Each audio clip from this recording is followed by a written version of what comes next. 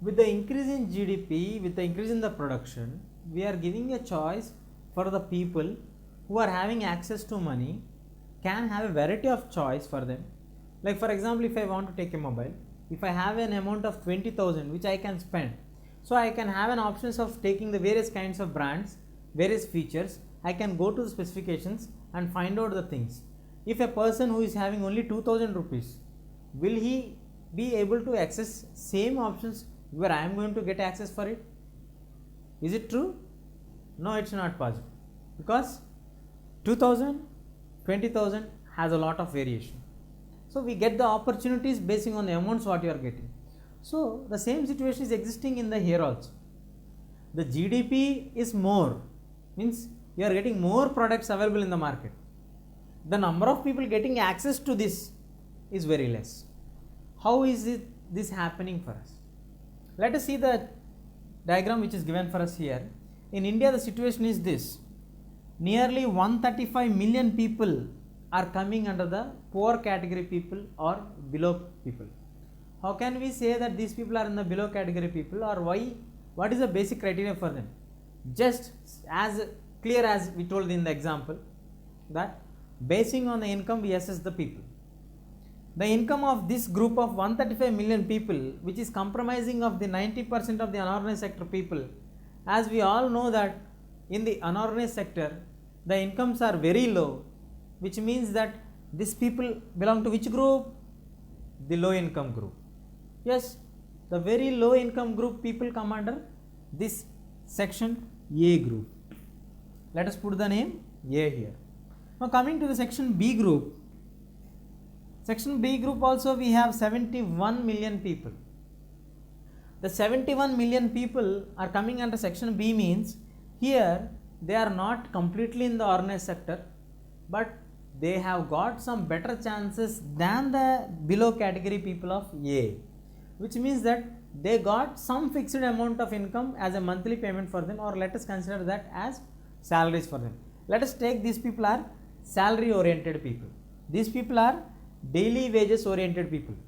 Don't get confused here. The section A people are daily wages oriented people who are paid per day certain amount or per week certain amount. Section B people are paid per month a fixed amount, that is called section B or salary based. There we have 71 million of people. This group is called aspirers group. The group is known as aspirers. These people tend to get aspiration or lead their lives with the positive trends, hoping that they will reach to the next level. What do we have in the next level? We have in the next level, let us put the name C for the next level. That is 31 million population are in the C level. This group is better than B group and A group. Here these people comes under either in a family 2 or 3 people may be working. The fixed incomes may be same like that of the B category and better than the A category, but 2 incomes we are getting. For example, if family like husband and wife are working, each one gets 30,000 per month, then with the total income of the family is 60,000. So these kind of families are called middle class families. Now coming to the other one, highest level of income group or the rich category of people, that is D category people, where we have only 3 million people in India.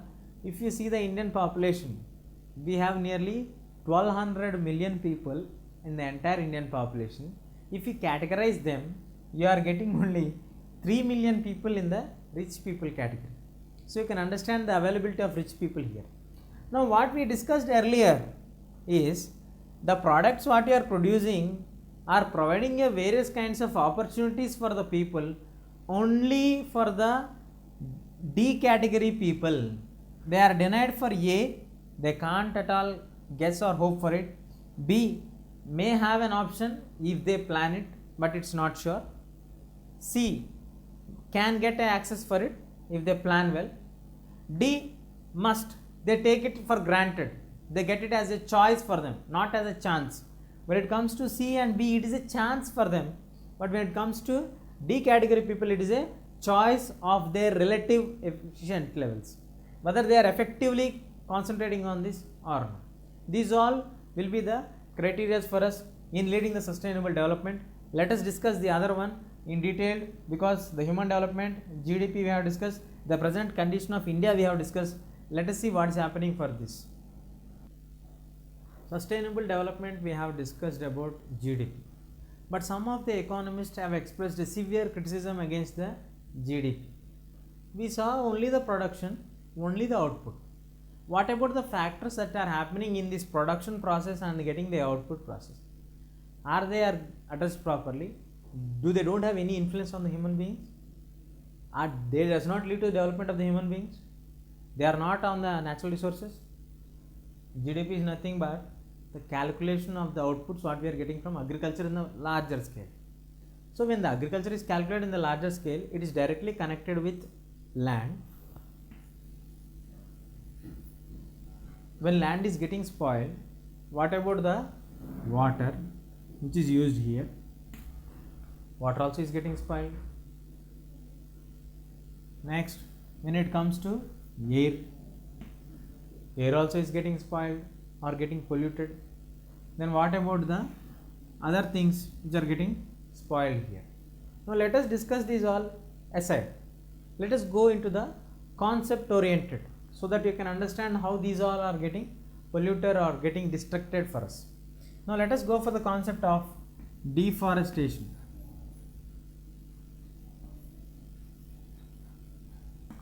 What is deforestation? You know what is deforestation? Okay, you don't know what is deforestation. Let us see here. Deforestation.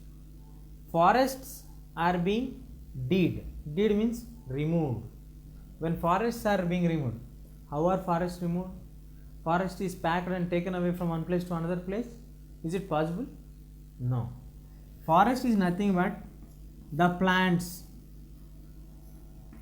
or large trees which are in the forest region are cut down and taken away, and the land which is filled with trees is cleared completely and formed like a playground or a land for agriculture, which may lead to the formation of cultivation of crops or construction of apartments or anything else as per the requirement of the person who does that cutting down. So this process is called deforestation. Because of deforestation, we are getting disturbance in the ecological balance. Where are we getting the disturbance? Ecological balance. What is ecological and what is balance? Have you heard the news? Like this year we may not get good rainfall, or next year we may get good rainfall. Because of this cyclone we are getting rains.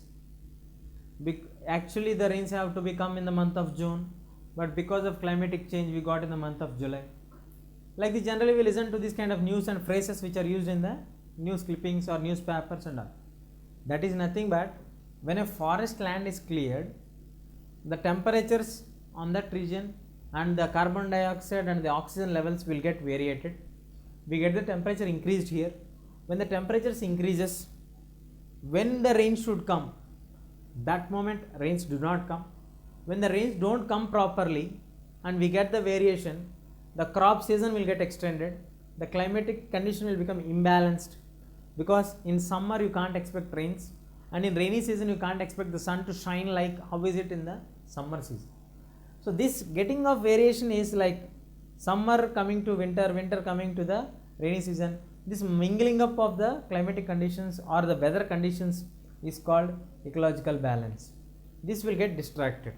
Once this get distracted, the land, people who are living on the land will get problems. The water, you don't get rains, you don't get water. The air, here there are no plants, the air is getting polluted. So because of one deforestation which is done by the human beings, there are many problems for us. This is one point which is not at all calculated in GDP. The next point what we have is the soil erosion. How many of you know what is soil erosion? Soil getting erosion. The soil getting eroded is called soil erosion.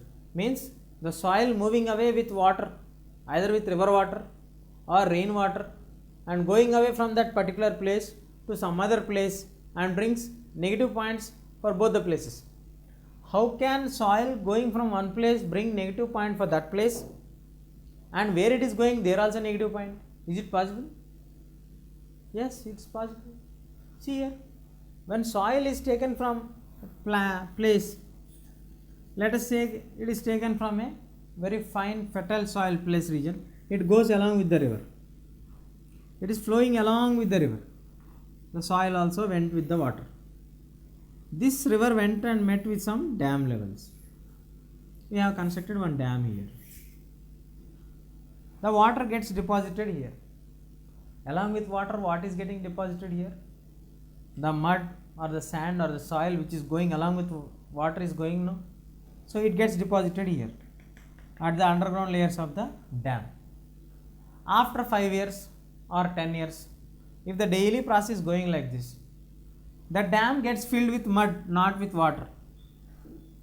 Now the capacity of the dam will become half. This is the example, live example. We have the Kaveri issue going like this. Almaty dam, the same situation. Other all dams we have the same situation now. Now in the dams we have a problem also. If you want to remove the mud from here, upper parts are filled with water. As soil is a bit heavy, it goes down and settles down here. Now when we are pulling this one up, the entire water gets distracted. And I think you all know what is meant by a dam. A dam is a place where the entire pool of water will be located. It is not just a small point like go and pick the mud and come off outside. If you want to pick mud from the entire pool of sea or water, is it possible for us? It's not possible practically. You can say it is possible. We can argue on this. Yes, we can do it, sir. We can put some cranes, we can put some helicopters, that, this and all. But practically it's not acceptable, or it's not possible to do all these things, and it's very, very expensive also. So these all things will bring negative impact. These all are not addressed in GDP. The next point what we have is groundwater.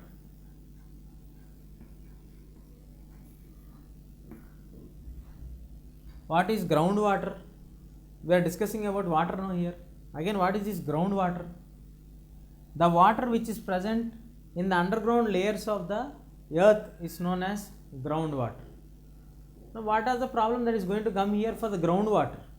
On the land, you have the flow of water. Everybody can see the pollution like chemicals going into the water or the river bodies or into the drainages, as we all know drainage system. Then how the underground water layers are getting spoiled? See, when the water is disposed or released in the land or water here, this water after flowing to certain distance is going and settling in a dam or somewhere, or it is passing through the mud layers and all these things. The pesticides or the chemicals which are getting stuck in the mud will be settled in that, and after some years they go down into the deposits in the process of transition. When the process of rocks are going on, it goes down completely down. Then the underground water layers are getting contaminated. In some areas, like for us in Andhra, we have Nalgonda region. The people there are very short people. It's not because of the default like China people who are very short. The bones, you can see the x-rays of those people's bones are in this way. Hands and legs will be in this way. It's not a joke, it's a serious issue here. Because of fluoride content more in the water of the Nalgonda region, the bones really get bent towards that. That leads to the underground water layers which is got contaminated in the water. And at the same time, when we dig a bore well and when you get the thing done and we are taking bore wells continuously, water digging it up, it may lead to the problems for us. These all are the issues which are not addressed in GDP for us. Then coming to grasslands.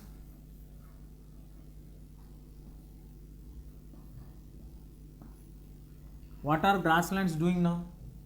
What is the advantage of having grasslands for us? For example, see here, the grasslands are nothing but the places which are used for us for our grazing of our animals. The grazing of our animals can be done only in the grasslands most of the time. When the grasslands are, suppose you are sending daily your buffaloes to the same grassland, grass will grow as per its length, but buffalo does not eat it as per the length of the grass growth. It eats according to its stomach size as per its needs. So when the situation is this, grass grows, let us take at a each of 1 centimeter per day, and buffaloes are eating 4 centimeter per day. Is it getting balanced? It's not balanced. Automatically what happens? Within a less span of time, the grass will not be there. Only ground will be there for us to play cricket or football or something else. So buffaloes are making grounds for us. Students will enjoy this. If we have a ground, we can go and play cricket here or something else we can plan in the holiday session or on the Saturday session or on the Sundays. But real fact is that this is not at all discussed in our GDP level. When we are calculating our GDP, we are not at all discussing about the grass. Then what about the condition here? This is neglected. When grass is neglected, the land is becoming dry. Once the land becomes dry, then groundwater which is present in that land will get directly exposed to sun, and the water levels will come down. The people in that region will get water scarcity. Again the people are in trouble here. When the people are in trouble here, again the entire process is in trouble. Then we have one more issue like fertilizers. I think you all know what are fertilizers. Nowadays we are not eating the food without fertilizers. Daily we are taking the food with the fertilizers only. Out of every 1 kg of rice, 70 grams of fertilizers are used, which we are consuming daily. We are directly taking medicines inside. That is the reason why we are having many diseases for us coming at very young age.